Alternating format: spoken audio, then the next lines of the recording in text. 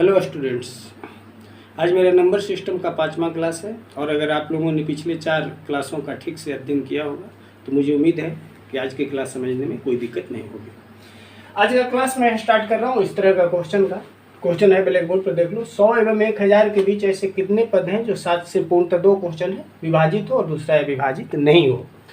तो देखो तो कितना के बीच में मैं पहला ही बता रहा हूँ विभाजित हो। 100 और कितने के बीच में 1000। तो पिछले क्लास में आप लोगों को क्या बताया था, अगर हमको प्रथम पद ज्ञात करना है तो क्या करेंगे, 100 में कितना से डिवाइड करेंगे, 7 से। 7 का 7 मैं करता हूँ 3, 7 28, देखते जाओ तुम लोग, 2 करता हूँ, ठीक है ना। क्या बताया हूँ, प्रथम पद बराबर क्या लिखेंगे, प्रथम पद बराबर, अब तुम लोग समझ रहे हो ना कि 100 से प्रथम पद, 100 से आगे का पद होगा तो घटाने से नहीं होगा, जोड़ने से होगा। तो 100 प्लस क्या करेंगे, कभी भी शेष को नहीं, यह शेष हो रहा है हमारा, यह क्या है, भाजक है। तो पता है ना कि जोड़ा जब जाता है ना तो क्या जोड़ा जाता है, भाजक माइनस किसको जोड़ा जाता है, शेष को। ध्यान रहे तो यार, सबसे न्यूनतम संख्या के लिए ही सूत्र बताया हूँ। सबसे न्यूनतम संख्या यानी प्रथम संख्या, 100 प्लस और 7 माइनस 2 करता हूँ तो 100 प्लस 5 बराबर हो जाएगा हमारा 105। अंतिम पद देखो तो अंतिम पद के लिए क्या करूँगा, अंतिम पद इससे ठीक पहले का पद होगा ना। तो 1000 में कितने से विभाजित हो रहा है, 7 से। 7 से डिवाइड कर रहा हूँ, 7 का 7 हो रहा है, 3 आ रहा है, 7 28, देखते जाओ तुम लोग, 2 आ रहा है 0, 7 दूनी 14 आ जाएगा, इस 6 क्या आ गया शेष। तो अंतिम पद बराबर क्या हो गया हमारा, अंतिम पद। अब समझ रहे हो कि 1000 से तो आगे जा नहीं सकते हैं, पीछे आना होगा। तो पीछे आना का मतलब क्या होता है, घटाना। तो घटाने का सूत्र क्या होता है, अंतिम पद बराबर, यही बताया हूँ कि भाज्य, यानी 1000 घटाना है तो घटाने के लिए केवल शेष को हम घटा देते हैं। तो 1000 माइनस अगर 6 करते हैं तो 900 क्या आ जाएगा हमारा, 94 आ जाएगा। संख्या श्रेणी हमारा क्या आ रहा है, देखें तो संख्या श्रेणी आ रहा है हमारा, संख्या श्रेणी आ रहा है 100, 105 प्रथम पद है, केवल अंतिम पद भी रहेगा तुम लोग बना सकते हो, 994 है।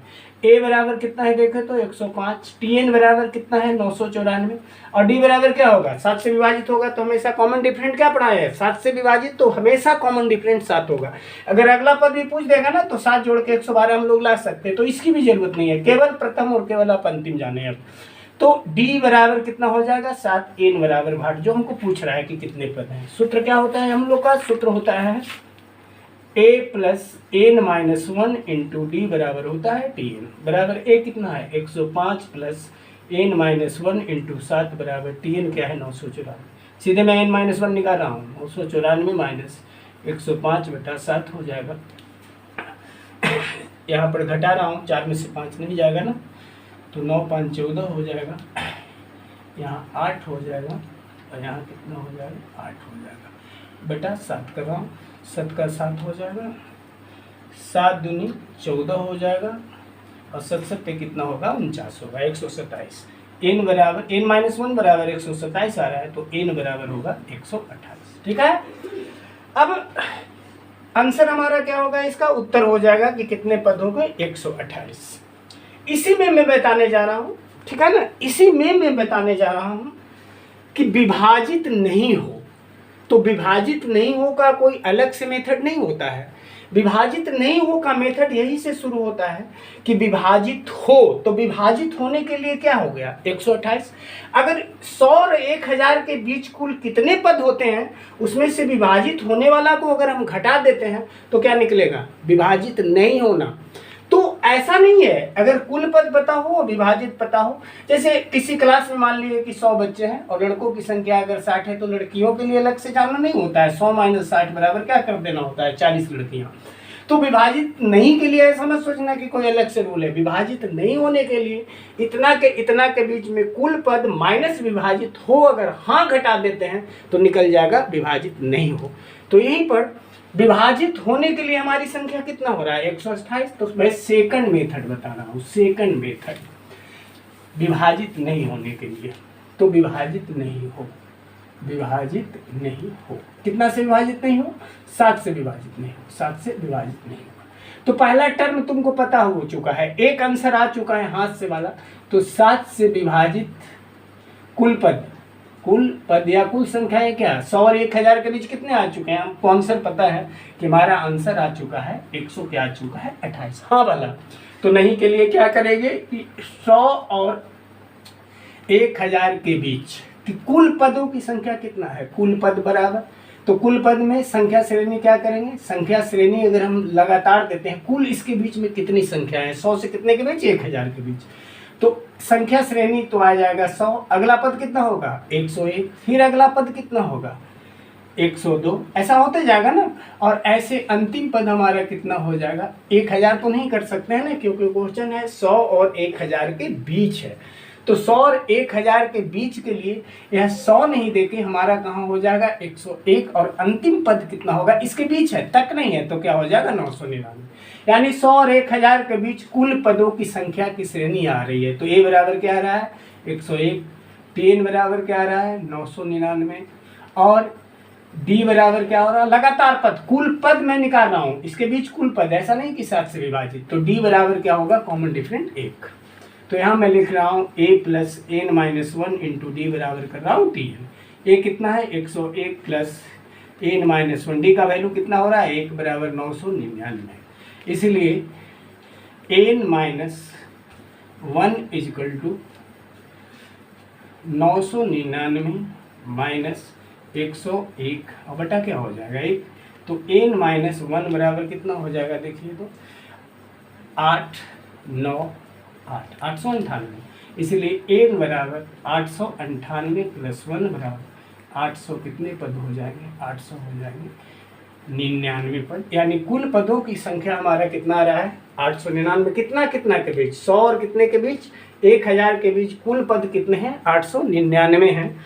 तो विभाजित नहीं होने के लिए क्या होगा, अगर 7 से विभाजित नहीं हो, 7 से विभाजित नहीं हो तो क्या करेंगे, कुल पदों की संख्या, यही सूत्र याद रखना, कुल पदों की संख्या माइनस 7 से विभाजित की संख्या, 7 से विभाजित पदों की संख्या, तो कुल पदों की संख्या कितना निकाल चुके हैं 899 निकाल चुके हैं, और 7 से विभाजित वाला आप निकाल चुके हैं, 100 क्या निकाल चुके हैं 28 निकाल चुके हैं, तो 7 से विभाजित नहीं होने के लिए क्या आंसर आएगा 1 आएगा, 7 आएगा, 7 आएगा, यानी कुल पदों की संख्या जो 7 से विभाजित नहीं होगी उसकी पदों की संख्या कितनी हो जाएगी 700 कितना हो जाएगा 71 हो जाएगा। ठीक है, आगे बढ़ रहा हूँ मैं।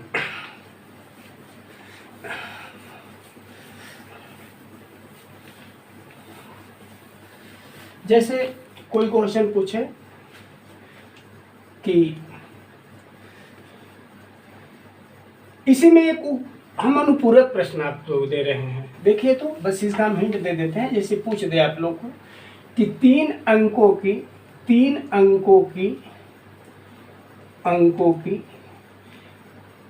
की ऐसी कितनी संख्याएं हैं, अनुपूरक प्रश्न, बिल्कुल यही क्वेश्चन, ऐसी कितनी संख्याएं हैं जो 7 से पूर्णतः विभाजित होगा, 7 से पूर्णतः विभाजित होगा।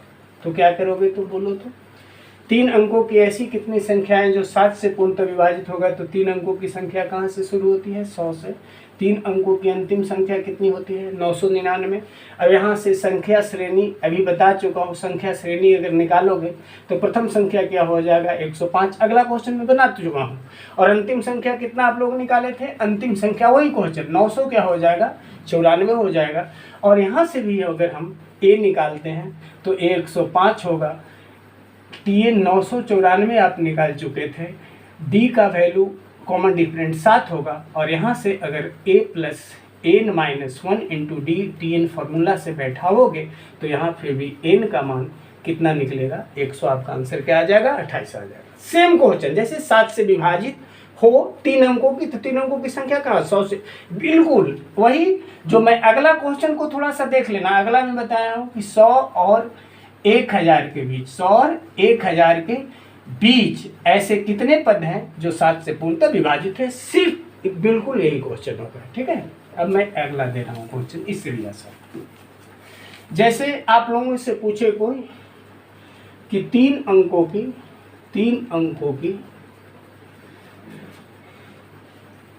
कुल कितनी सम संख्याएं होती हैं, कुल कितनी सम संख्याएं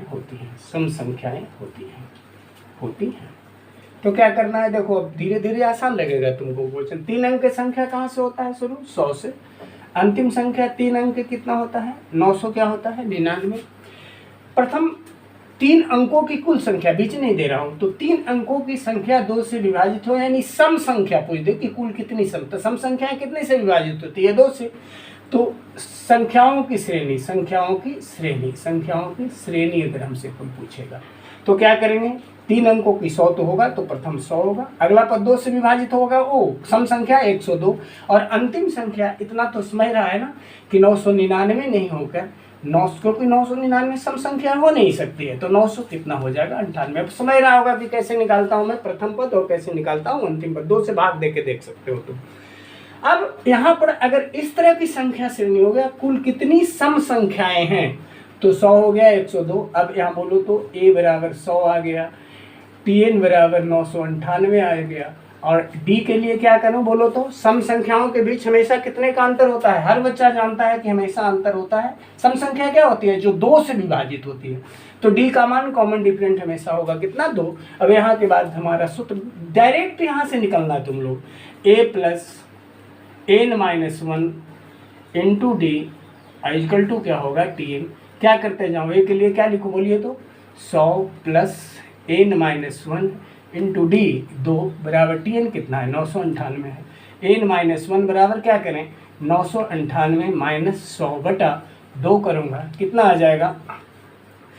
900 आ जाएगा, 88 बटा 2,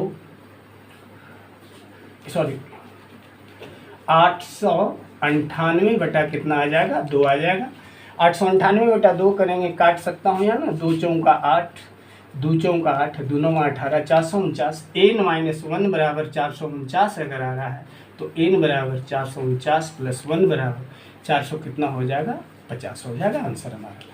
जैसे आप लोगों से कोई पूछ दे कि